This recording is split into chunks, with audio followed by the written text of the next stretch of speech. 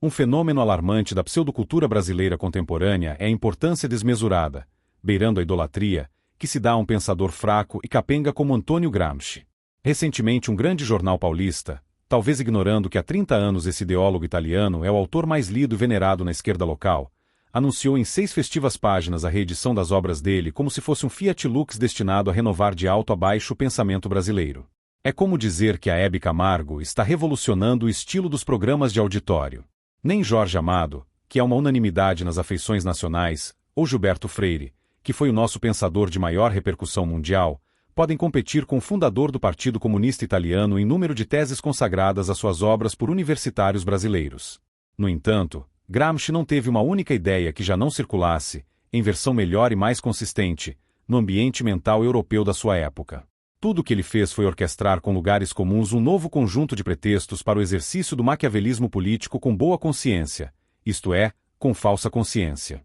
Quase todas as doutrinas dele estão abaixo da possibilidade de uma discussão filosófica estrita, pois misturam de maneira inextricável simples erros técnicos de argumentação, a informação histórica deficiente e um conjunto de pontos cegos projetados por motivações inconscientes, que só podem ser analisadas no sentido psicanalítico do termo. Todo exame sério do pensamento de Gramsci começa na lógica e termina na psicologia. A gente tenta entender os fundamentos de uma tese e acaba se perguntando qual a peculiaríssima forma mentis que permitiu a um homem adulto acreditar em coisa tão tola. Por exemplo, quando Gramsci proclama que a filosofia é uma ordem intelectual, coisa que a religião não pode ser, perguntamos como foi possível a um sujeito nascido em país tão religioso ignorar que toda teologia é necessariamente uma ordem intelectual totalizante, coisa que a filosofia só raramente chega a ser e que desde Kant a maioria dos filósofos diz que ela nem deve tentar ser. Qualquer mínimo estudo da história das ideias basta para mostrar que a noção mesma de sistema intelectual, tal como compreendida no Ocidente moderno, foi uma invenção da Igreja. Aí desistimos de sondar os fundamentos de uma opinião que não tem fundamento nenhum. Começamos a nos perguntar como a total abstinência de conhecimento sobre um assunto pode coexistir no mesmo cérebro com a sensação de absoluta segurança ao falar dele, e ficamos sem saber enfim se Gramsci era bobo ou se apenas se fazia de bobo. Nesta segunda e mais piedosa hipótese, acabamos indagando se ao proclamar o contrário de uma verdade histórica elementar ele imaginava poder enganar alguém mais informado que uma massa de operários sem tempo de estudar. Em ambos os casos, temos de reconhecer que estamos diante de um caso de patologia intelectual, de total desinteresse pela verdade, mesmo na acepção puramente histórica e factual do termo. E a filosofia de Gramsci perde todo interesse, ao mesmo tempo que o caso Gramsci se torna muito interessante para o estudioso das perversidades da alma humana. Os exemplos podem multiplicar-se indefinidamente. Aqui não é o lugar de enumerá-los, mas, pausa para os comerciais, os interessados encontrarão um mostruário periodicamente renovado deles na minha homepage, onde inaugurei uma seção destinada a ir desmontando, fibra por fibra, o castelo de papelão armado por um político azarado doublé de filósofo diletante.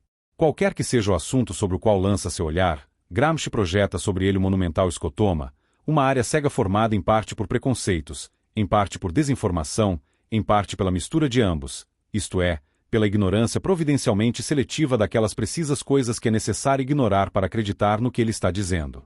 Não obstante essas monstruosas distorções óticas, é certo que uma parte da sociedade humana funciona exatamente como Gramsci a descreve. Qual parte? Ora, a intelectualidade militante, é claro.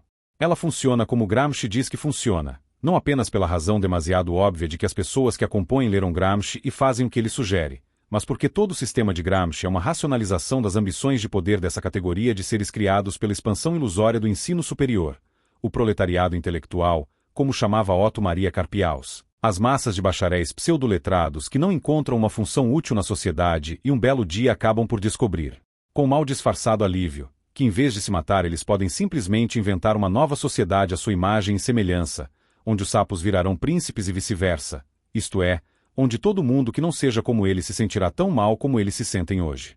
Sinais de como será essa nova sociedade já estão mais que visíveis no mundo contemporâneo, e ela é, cuspida e escarrada, a cara de Antônio Gramsci. Gramsci não acreditava em conhecimento objetivo. Influenciado pelo pragmatismo, via as ciências, as artes, a cultura apenas como expressões dos desejos coletivos e como instrumentos para realizar esses desejos. A diferença entre ele e os pragmatistas comuns é que para ele o sujeito ativo do conhecimento, ou melhor, da ação, não é um qualquer, um simples cidadão de carne e osso, e sim aquela entidade coletiva que, entre os íntimos, é apelidada carinhosamente de partidão ou clube.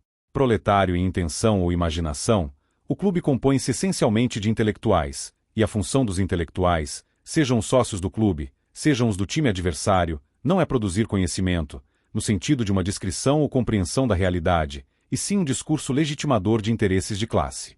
De qual classe? Aí é que os intelectuais gramscianos se revelam as mais surpreendentes das criaturas. No capitalismo, eles devem ocupar espaços e obter para o partidão, ou qualquer outro nome que tenha, a hegemonia, isto é, o controle sobre a atividade mental consciente e inconsciente da população. Feito isso, operam sem grandes traumas a transição para o socialismo e assumem o controle oficial de uma sociedade que extraoficialmente já comandavam. Ora, uma classe que domina a alma do capitalismo e exerce o governo no socialismo é, sem dúvida, muito poderosa.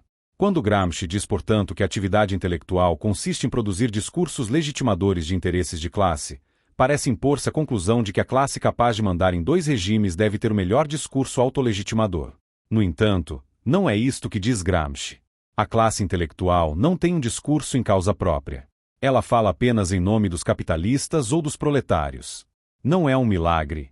O discurso autolegitimador é um instrumento essencial do poder, mas a classe que exerce o domínio sutil no capitalismo e o controle nominal do Estado no socialismo não precisa ter nenhum, não precisa dizer nada em interesse próprio.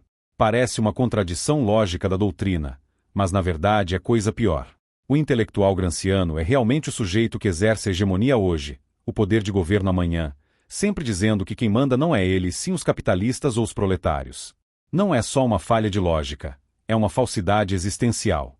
Pois, na ordem real das coisas, o capitalista no capitalismo e o proletário no socialismo são reduzidos à condição inerme de fornecedores de pretextos, de servidores passivos de uma estratégia que não precisam sequer compreender e que, no entanto, é posta em ação em nome deles e sob a responsabilidade moral deles. Naturalmente, a serviço dessa causa, cada um dá o que tem. O capitalista entra com o dinheiro, o proletário com a força de trabalho. O intelectual entra com as decisões e ainda diz que no fundo foram eles que as tomaram. Os idiotas acreditam, e se dispõem a ajudar mais um pouco. É por isto que no capitalismo as classes capitalistas podem gastar rios de dinheiro para custear uma cultura socialista que no seu conteúdo explícito é contra elas, ao passo que no socialismo as massas proletárias consentem em ser escravizadas e reduzidas à míngua em nome de uma ideologia cujo conteúdo explícito é a favor delas. Acima de ambas essas coletividades de trouxas paira, misteriosa e inatingível por trás da fumaça como um polvo gigante, a classe dos intelectuais gramscianos. Se ela não tem um discurso autolegitimador, melhor para ela, porque falando em nome dos outros ela pode agir sempre no interesse próprio e tornar-se cada vez mais mandona enquanto a plateia continua imaginando que tudo é uma luta entre interesses capitalistas e proletários. O poder, dizia René Guénon, é invisível por definição. Quando uma situação se torna caótica ao ponto de desafiar toda a compreensão humana e parecer uma treva demoníaca, é porque alguém está mentindo, porque algum dado fundamental foi escamoteado da discussão pública. Nada da confusão contemporânea se explica sem esse fator decisivo que é a mentira essencial do nosso tempo, o interesse egoísta dos intelectuais disfarçado em ideologia dos outros.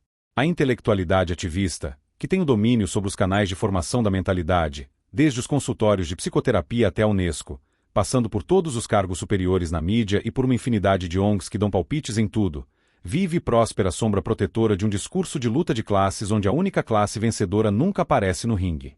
E quanto mais ela lê Antônio Gramsci, persuadindo-se de que não é senão humilde servidora de capitalistas ou proletários, mais ela chega à perfeição da invisibilidade, que é tornar-se invisível a si própria. Eis o motivo do sucesso de Antônio Gramsci. O intelectual gramsciano é o sujeito que pode começar sua carreira como manipulador de consciências infantis numa escola primária e chegar às alturas imperiais de um Stalin ou de um Fidel Castro, sem nunca ter de se dar a mínima conta de que fez algo em benefício próprio. Uma ideologia como essa é o mais poderoso analgésico de consciências que já se colocou à venda no mercado da torpeza universal. Para sujeitos complicados e cheios de conflitos como geralmente o são os intelectuais na juventude, é tudo quanto pediam ao capeta. Antônio Gramsci é o Papai Noel das almas doentes necessitadas de um auto-engano salvador.